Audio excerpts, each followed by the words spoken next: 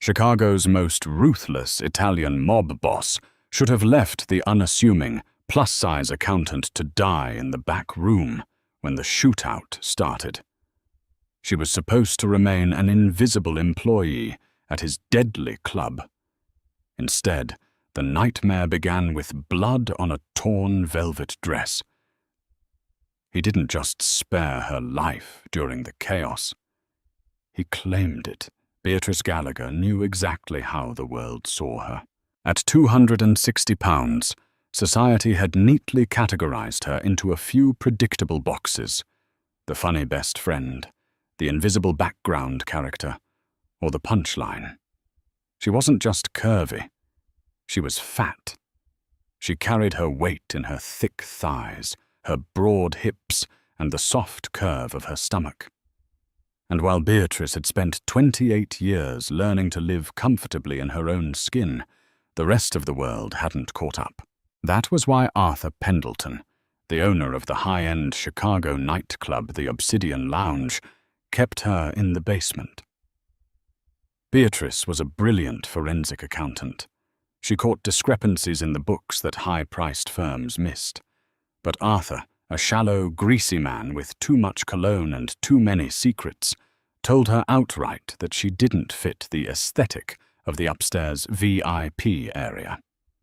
So she worked the night shift in a windowless office, buried in ledgers, ignored and out of sight, until the night the numbers stopped making sense. It was a rainy Tuesday in November. The club upstairs was closed for a private event, meaning the bass thumping through the ceiling was muted. Beatrice sat at her desk, staring at a glaring, terrifying hole in Arthur's accounts. Over $4 million had been siphoned off in the last 3 months, laundered through dummy corporations, and the paper trail was intentionally structured to point directly to Beatrice's own login credentials. Arthur was framing her. Panic tightening her chest, Beatrice grabbed the printouts. She needed to confront him, to tell him she knew what he was doing and threaten to go to the police if he didn't clear her name. She marched out of the basement, her heart hammering against her ribs, her worn sneakers quiet against the stairs leading to the main floor. The VIP lounge was dimly lit, smelling of expensive cigars and spilled bourbon. She expected to find Arthur alone, maybe counting the night's till. Instead, she stepped right into a graveyard. 3 men in sharp suits were already dead on the floor. Standing over a terrified, bleeding Arthur was a man who looked like he had been carved out of cold, merciless marble. Lorenzo Caccini. Even down in the basement, Beatrice had heard the whispers. Lorenzo was the head of the Caccini family, a new generation mafia boss who had taken over the Chicago underworld with a brutal, surgical precision.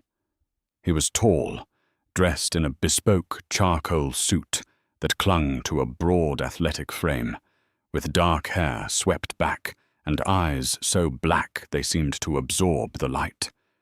Beatrice froze in the doorway, the manila folder slipping from her trembling fingers. It hit the floor with a soft smack. Lorenzo's head snapped toward her.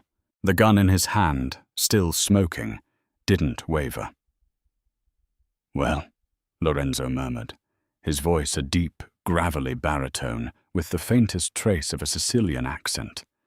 "It seems Arthur left an audience." Arthur, weeping on his knees, turned and saw her. Instead of warning her to run, a sick, desperate light entered his eyes. "Her! It was her!" Arthur shrieked, pointing a bloody finger at Beatrice. "She's the accountant.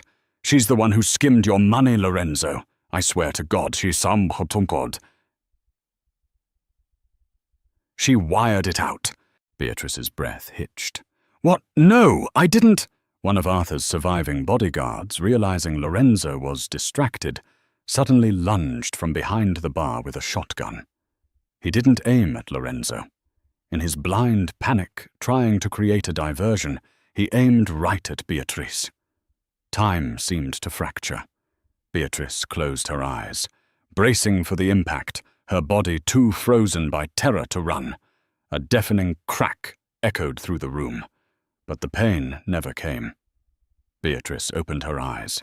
The bodyguard was crumpled on the floor, a bullet perfectly centered between his eyes. Lorenzo stood with his arm extended, his weapon smoking. He had shot the man before the shotgun could even be leveled. Lorenzo walked slowly across the room, completely ignoring a sobbing Arthur. He stopped right in front of Beatrice. She had to tilt her head back to look into his face. He smelled of gunpowder, expensive bergamot and iron. His dark eyes scanned her, taking in her wide, terrified face, her flushed cheeks, her heavy, trembling frame. He looked at the dropped folder on the floor, the spreadsheets spilling out. Men like Lorenzo Caccini didn't look at women like Beatrice. If they did, it was with disdain. But the look in Lorenzo's eyes wasn't disgust. It was a cold, piercing calculation. "Did you steal my money, Tesoro?" he asked softly. Beatrice swallowed hard, her voice trembling but refusing to break. "No, I came up here to confront him. He set up dummy accounts under my IP address. I have the proof right there. I'm just the basement accountant." Lorenzo stared at her for a long, agonizing second. Then a slow, dark smirk curved the corner of his mouth. She hadn't screamed. She hadn't fainted. She stood there, terrified, but holding her ground. He turned back to Arthur. "You lied to me, Arthur, and you tried to blame a woman who is clearly smarter than you." Without another word, Lorenzo raised his gun and fired once. Arthur dropped. Beatrice clapped her hands over her mouth to muffle a scream, tears finally spilling over her thick lashes. She backed away, hitting the doorframe. She was a witness. She was going to die. She closed her eyes again, waiting for the end. Instead, a large, warm, leather-gloved hand wrapped around her thick wrist. The grip was firm, inescapable, but strangely gentle. "Open your eyes," Lorenzo commanded softly. She did. "What is your name?" he asked. "Beatrice," she whispered. "Well, Beatrice, you're coming with me." The penthouse of the Caccini Tower felt less like a home and more like a fortress made of glass and steel. Beatrice sat on the edge of a massive velvet sofa, her hands clasped tightly in her lap, her knuckles white. She had been here for 2 days, 2 days of being watched by armed guards, 2 days of eating meals prepared by a private chef, all while waiting for the bullet she was sure was coming. The door to the study opened, and Lorenzo's underboss, Dante, walked out. Dante was a vicious-looking man with a scar cutting through his eyebrow. He paused, looking Beatrice up and down with a sneer. "I still don't get why we brought the heavy girl," Dante muttered to Lorenzo, who was walking out right behind him. "She's a liability, boss. She's seen our faces. Just let me take her to the docks and finish it. She's not exactly moving fast enough to run away." Beatrice flinched, dropping her gaze to her lap. It was a familiar sting. Even kidnapped by the Mafia, she was still just the heavy girl, the punchline. Lorenzo stopped dead. The temperature in the room seemed to plummet 50 degrees. He turned to Dante, his face devoid of all emotion. "Dante," Lorenzo said, his voice terrifyingly quiet, "if you ever speak about her like that again, I will cut out your tongue and feed it to the dogs. Do you understand me?" Dante went pale, taking a quick step back. "Boss, I just meant, I don't care what you meant. Get out." Dante scrambled for the elevator, leaving the penthouse in heavy silence. Lorenzo slowly turned his attention to Beatrice. He unbuttoned his suit jacket, walking over and taking a seat in the armchair opposite her. He poured 2 glasses of amber liquid from a crystal decanter, sliding one across the table toward her. "Drink," he said. "It will calm your nerves." Beatrice took the glass with a shaking hand. "Why am I here?" she asked, her voice cracking. "If you're not going to kill me, why won't you let me go? I won't tell the police. I swear." "I know you won't," Lorenzo said, leaning back, his dark eyes tracing the soft curve of her jaw, the fullness of her lips. "Because the police can't protect you from what is coming." Beatrice frowned, confusion temporarily overriding her fear. "What do you mean?" Lorenzo sighed, running a hand through his dark hair. "I had my own forensic team look at the files you dropped at the club. You were right. Arthur was framing you. But he wasn't just stealing from me. He was laundering money for the Corsican syndicate. They are brutal, Beatrice. And right now, the Corsicans believe you are the one who ran off with their $4 million. To them, you aren't an innocent accountant. You are a thief who crossed them." Beatrice felt all the blood drain from her face. The room spun. "Oh my God," she breathed, setting the glass down before she dropped it. "I'm dead. I'm actually dead." "No," Lorenzo said, his voice suddenly sharp, commanding. He leaned forward, resting his elbows on his knees, fixing her with a stare that felt like a physical weight. "You are alive, and you will stay alive, because you are with me." "Why?" Beatrice demanded, a sudden desperate anger flaring in her chest. She stood up, pacing the thick rug. Her heavy thighs brushed together, her breath coming in ragged gasps. "Why do you care? Men like you don't save women like me. You don't know me. I'm nobody." Lorenzo stood up too. He crossed the room in 3 long strides, stopping mere inches from her. Beatrice gasped, tipping her head back. He was so close she could feel the heat radiating from him. "You are not nobody," Lorenzo said, his voice a low, dangerous rumble. He reached up, and to her utter shock, he gently brushed a stray lock of hair behind her ear. His knuckles grazed her soft, full cheek. "When that gun was pointed at you, you didn't cower. When Arthur blamed you, you stood your ground. You have a fire in you, Beatrice, and I protect what is in my house." Before Beatrice could process the heavy, intoxicating weight of his words, the penthouse alarms blared. A piercing red light flashed across the floor-to-ceiling windows. Lorenzo's hand instinctively went to the holster beneath his jacket. The elevator doors chimed, but instead of Dante, a bloodied guard stumbled out. "Boss," the guard choked out. "The Corsicans. They breached the lobby. They're coming up." Lorenzo didn't hesitate. He grabbed Beatrice's hand. "With me.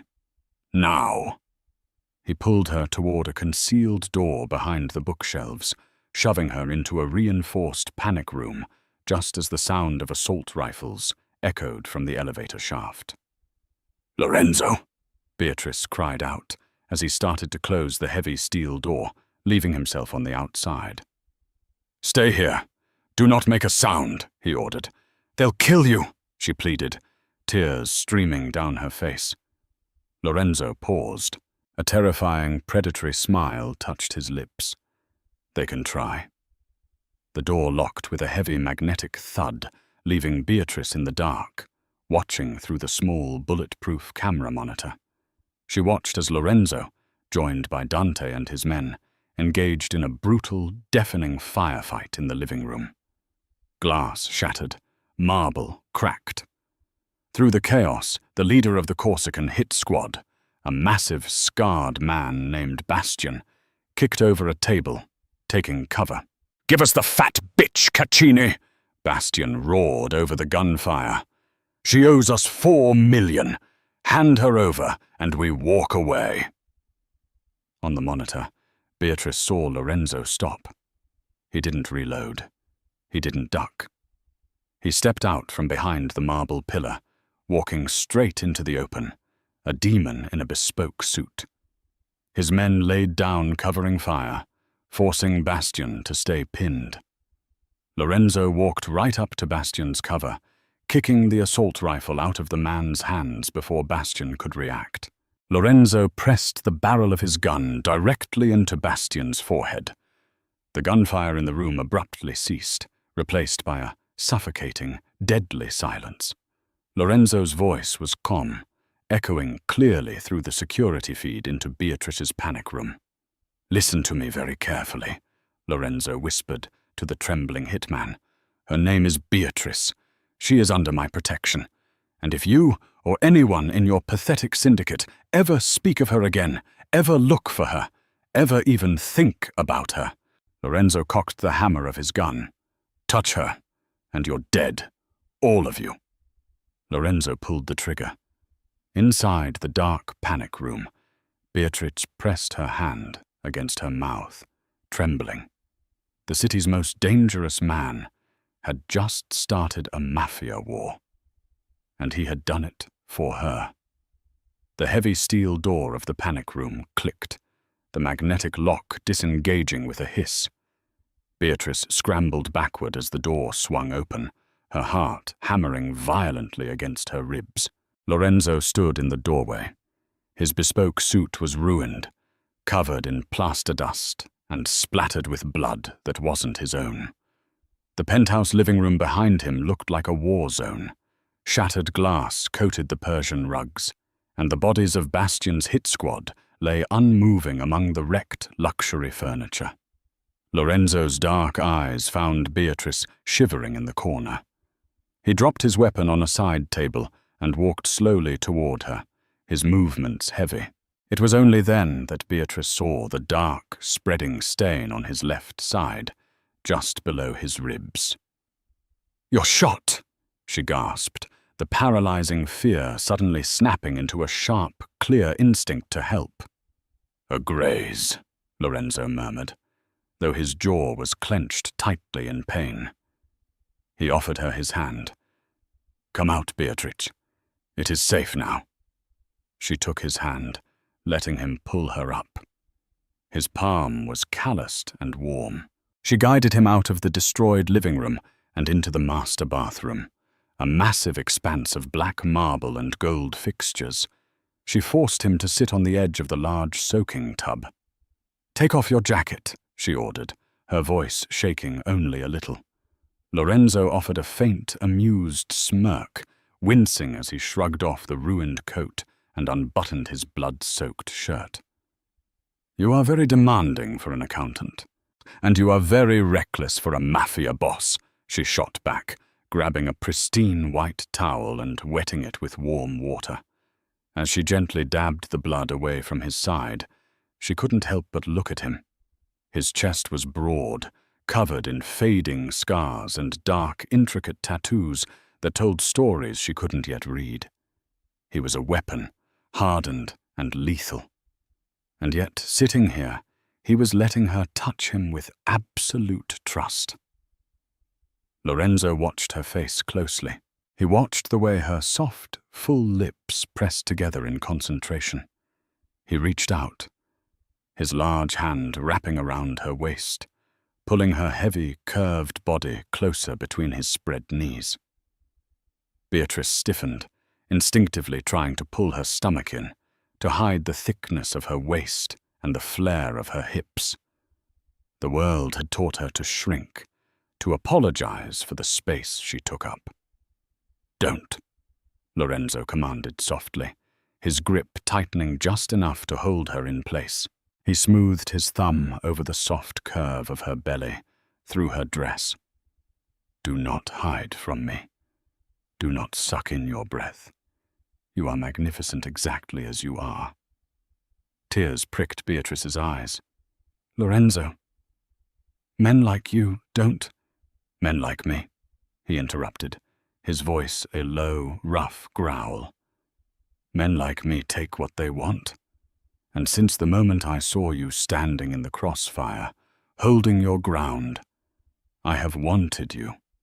Every soft curve, every inch. You are a queen, Beatrice. Stop letting peasants tell you your worth. He pulled her down by the nape of her neck, his lips crashing over hers. The kiss was consuming, tasting of adrenaline, iron, and a fierce, possessive heat that left Beatrice breathless. For the first time in her life, she didn't feel invisible. She felt worshipped. But the romantic sanctuary was shattered by the harsh reality of their situation. The Corsicans were dead, but their syndicate would retaliate. Chicago was on the brink of a massive underworld war, and the only way to stop it was to find the missing $4 million and present it to the Corsican elders as a peace offering. An hour later, Beatrice was seated at the massive mahogany desk in Lorenzo's private study, a high-powered encrypted laptop in front of her. Lorenzo stood behind her, his hands resting heavily, protectively on her wide shoulders. Arthur was an idiot, but he wasn't working alone, Beatrice said, her fingers flying across the keyboard. He didn't have the technical skills to set up the offshore routing I'm seeing here. The money was wired through a labyrinth of shell companies. Can you trace the endpoint? Lorenzo asked, leaning down, his cheek brushing her hair. I'm trying, she muttered, her eyes scanning lines of code and bank transit numbers. I'm looking for a private wealth manager who handles dark money in Chicago. Someone with the clearance to move millions without flagging the IRS. Let's see. Bainbridge and Company Wealth Management. They have a managing director.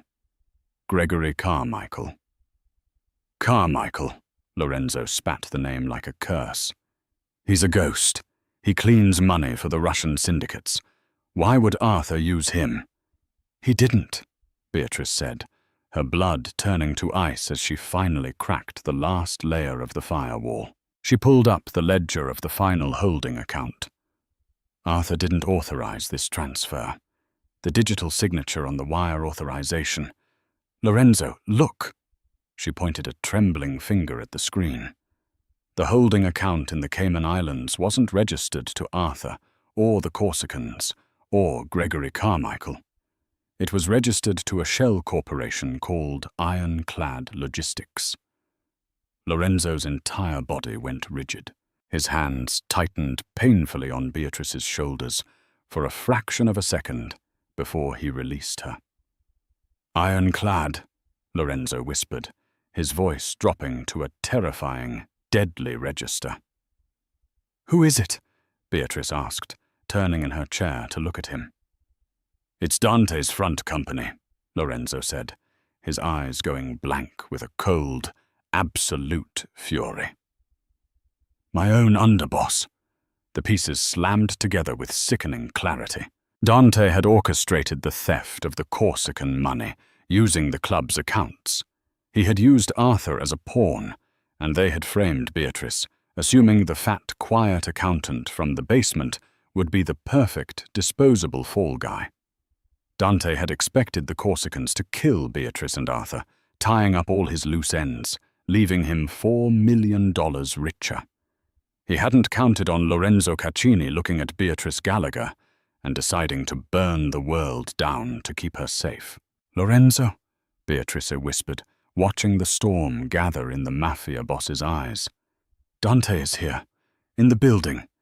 He came back up after the shootout. Stay in this room, Lorenzo ordered, his voice devoid of all humanity. He checked the magazine of his sidearm, slamming it back into the grip with a sharp clack. Lock the door. Do not open it for anyone but me. Lorenzo walked out of the study, the door clicking shut behind him. Beatrice immediately reached for the deadbolt, sliding it into place. She backed away, her breathing shallow. She looked around the study, her eyes falling on a heavy, solid bronze letter opener shaped like a dagger sitting on the desk. She grabbed it, the cold metal grounding her. Minutes ticked by. The silence in the penthouse was agonizing. Beatrice strained her ears, waiting for the sound of gunfire, waiting for Lorenzo to return. Suddenly, she heard a soft beep from the control panel next to the door. The master override. The lock disengaged. The heavy door swung open. It wasn't Lorenzo. Dante stepped into the room, his face bruised from the earlier fight, a suppressed pistol gripped tightly in his right hand. He locked the door behind him and turned to Beatrice, a sneer twisting his scarred face. "I have to admit, Piggy," Dante said, his voice dripping with venom, "you've caused me a lot of trouble. You were supposed to just die in that club." Beatrice backed up until her hips hit the edge of the mahogany desk. She kept her right hand hidden behind her thigh, gripping the bronze letter opener so tightly her knuckles ached. "Lorenzo knows," she said, trying to keep her voice steady. "He knows about Bainbridge and Company. He knows about Ironclad." Dante laughed, a harsh, grating sound. "Lorenzo is currently on the roof, searching the helipad, because I sent a fake radio call saying the Corsican reinforcements were landing. By the time he gets back down here, you'll be dead. I'll tell him a surviving Corsican got into the study. It's a shame, really. He lost his mind over a fat cow." Dante raised the gun, aiming it squarely at Beatrice's chest. "Any last words, sweetheart?" She wasn't going to die in this room. "Yeah," Beatrice snarled. With a scream of pure, primal fury, Beatrice didn't cower. She lunged forward.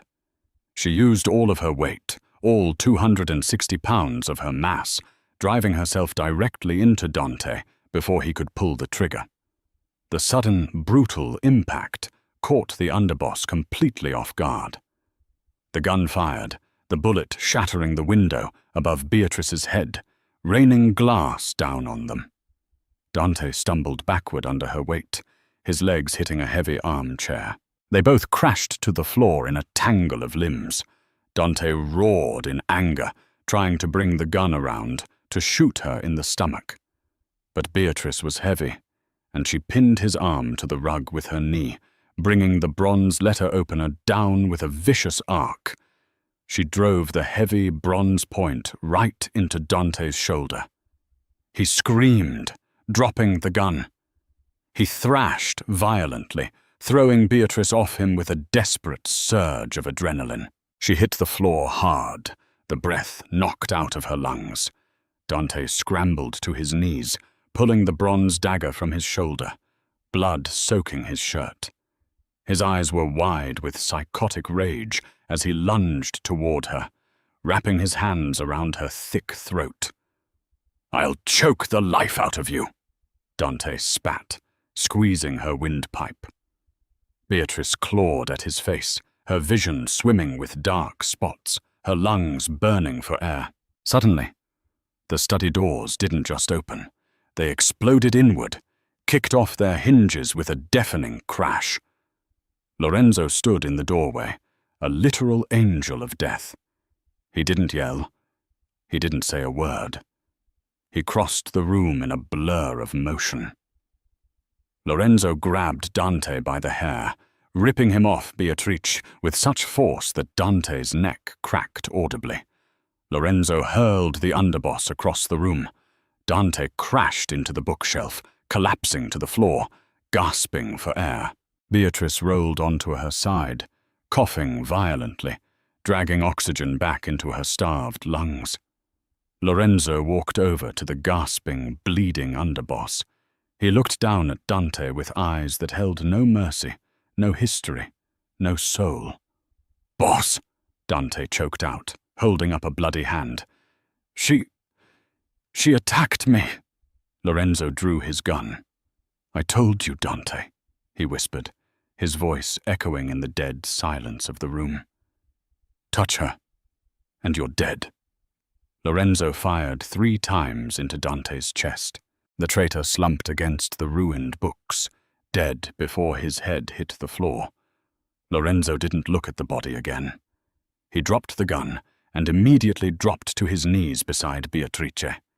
He pulled her into his arms, crushing her heavy, soft body against his chest, burying his face in her neck. He was shaking. The most feared man in Chicago was trembling. "I have you," Lorenzo whispered fiercely against her skin, his hands mapping the curves of her back, assuring himself she was real. She was whole. "I have you, my queen.